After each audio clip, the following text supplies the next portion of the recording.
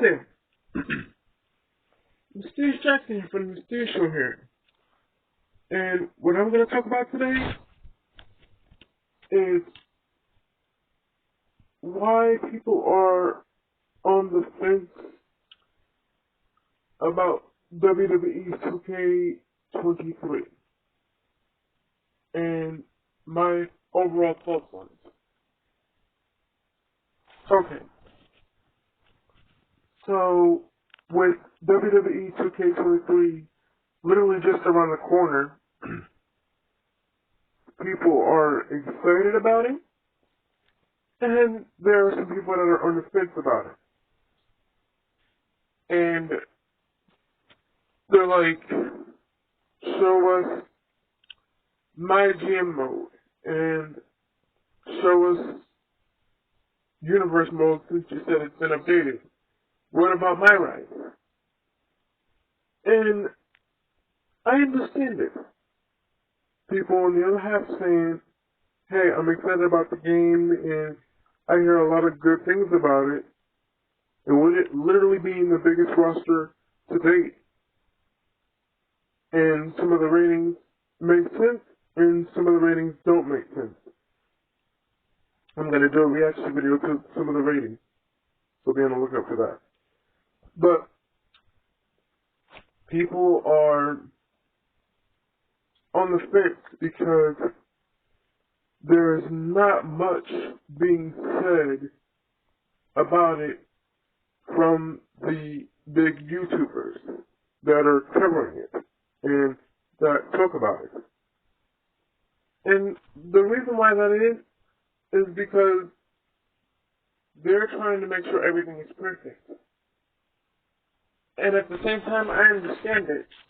They're like, give us more of universe mode and my GM.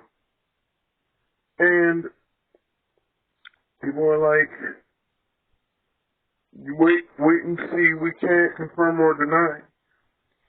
And the reason why that is because they want to make sure everything is well in place and it works well enough. But at the same time, it's pretty much crunch time.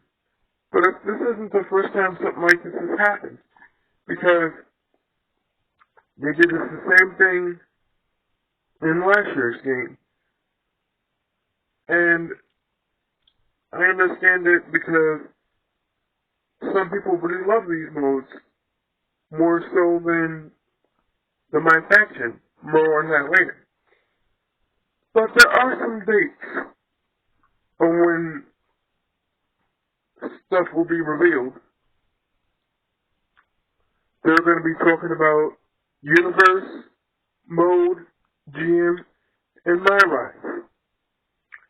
And that'll be all next week. There'll be some gameplay footage on some of the big channels and talking about it.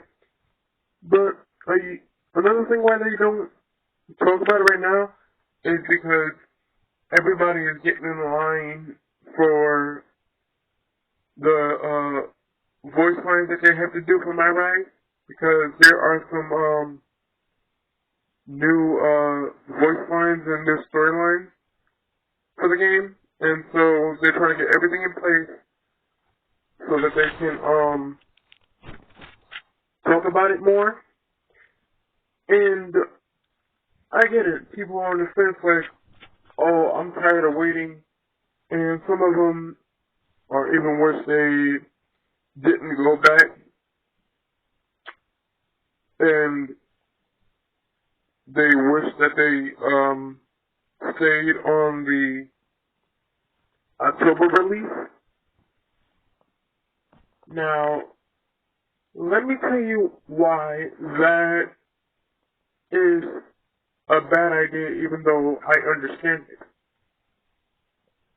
I'm going to tell you why some people wish that happened, and then I'm going to tell you why the October release is a bad idea. I get why people are saying that, because usually around that time, we would eventually get something ahead of the release. And I understand that. But at the same time, with it being on the March release and like the January release and like all the way up until the release point, they have plenty of time to figure out what needs to be done and what needs to be taken care of before the game comes out, because it comes out on the 14th if you pre-order, and the original release date is on the 17th. And some people are on the fence because they don't know which kind and which version to buy. And some people just want something new to come out due to the fact that AEW Fight Forever is taking, no pun intended, forever to come out. Because one day they're saying this day, and the next minute they're saying next week, and then the week after that, and then nothing is officially going to be held. And a lot of people were saying that March 31st was the planned release date, but there is no prior knowledge of that because it was posted on a Best Buy, and that wasn't a good idea because Best Buy had to be taking it down because somebody in the higher-ups didn't want something to get spoiled. And I understand they want the game to come out, but the reason why the game isn't coming out is because not everything is in place. And although I understand why they had to give it a T rating, because technically AEW is not a PG product when you see it on TV. It's not. But that said, they were like, oh, we need something to hold us over because AEW isn't out yet, and WWE isn't coming out until March 14th. And just so that there's no confusion, the Icon Edition is not a physical copy. It is a digital copy, just like the NWO for Life Edition was. And it's starting off as $120. And that is insane, but I'm not worried because just like last year with the NWO for Life Edition, it's going to go on sale eventually. And when it goes on sale, I'll literally have every DLC for WWE 2K23, just like with 22. And I had got some comments and people was like, am I still going to play 22? Well, of course, I am.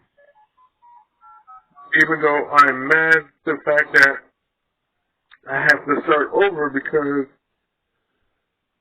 for some reason the servers were shut down and then my data got corrupted and I had to do everything all over again. But it might be a blessing in disguise. But I don't think that this game will flop, because given what I've seen from it, it looks really good, and it looks like it plays a lot better than 22 did, even though it's the same mechanic. But I'm still looking forward to playing this, and for those who ask me, is Bray Wyatt going to be in the DLC? He is. He's already confirmed. That's what that rabbit is there for. And the QR code gives out hints of who else is going to be in the game. And I'm still looking forward to playing this. I'm Mysterious Jackson, and I'll see you later, and see you for part 2.